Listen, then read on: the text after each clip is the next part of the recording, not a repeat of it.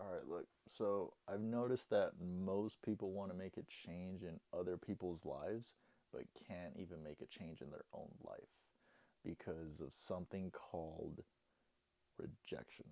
And most people can't take rejection. And the reason why is because we were trained at a young age that no equals bad, or you don't speak to strangers, or all these little things that were implanted in our heads as little kids that we shouldn't talk to strangers. Right there is just a big common belief that most people have that I feel like they shouldn't, because strangers got what you want. In most cases, clients aren't typically friends from the start, or even your own friends are not your friends from the start. You build up towards that. So it means at one point they were a stranger. So why wouldn't you talk to strangers knowing that it could lead to something bigger? So most people, like myself growing up, stay closed off and stay very shy. And as a kid, I was very shy because I just had a belief that, you just stick to yourself, you're introverted, whatever it may mean, right?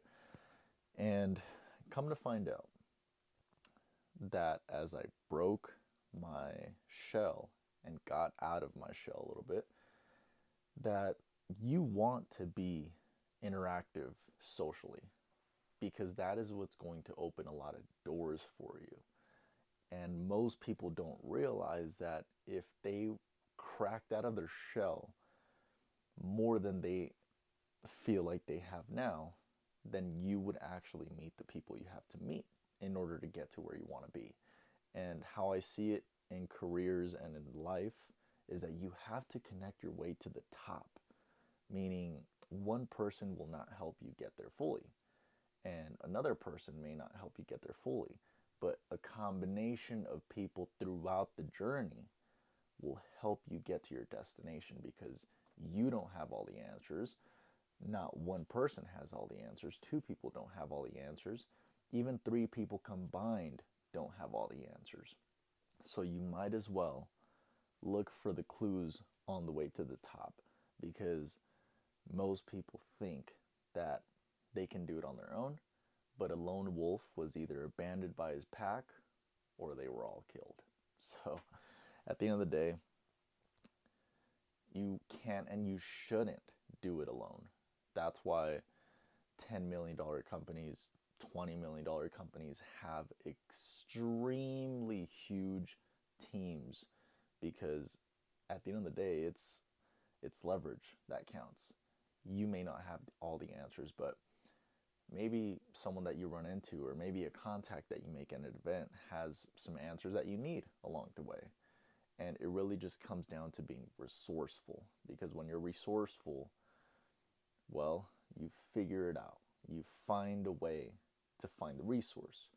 And compared to saying, I don't have any connections or I don't have any contacts, well, you don't have any because you haven't put yourself in that state of mind to go and find those contacts.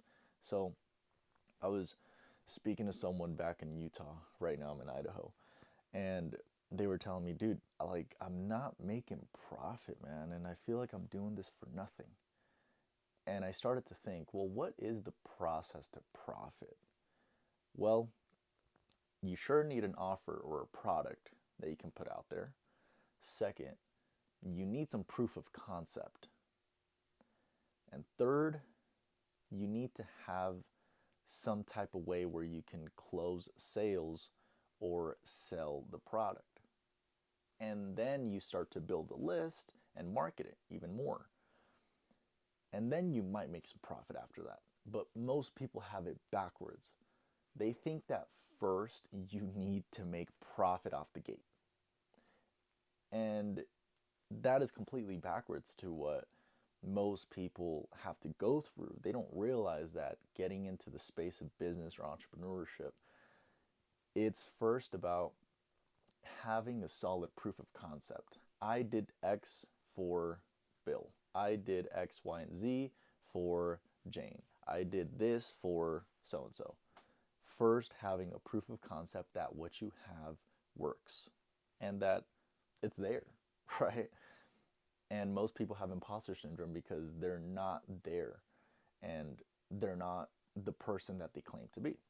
So, first having proof of concept and then being able to close sales or sell more of that product. And then after, building a list and scaling it a little bit more. And maybe profit will come, but the reason most people have it backwards is because they've been trained to have instant gratification. That's why most people don't look at life like a video game. Yet they go to video games and look at their life there in a way. And I tell you this from experience because as a teenager, I used to play video games. Not that I was a huge gamer, but you go to video games as a kid because it's instant gratification.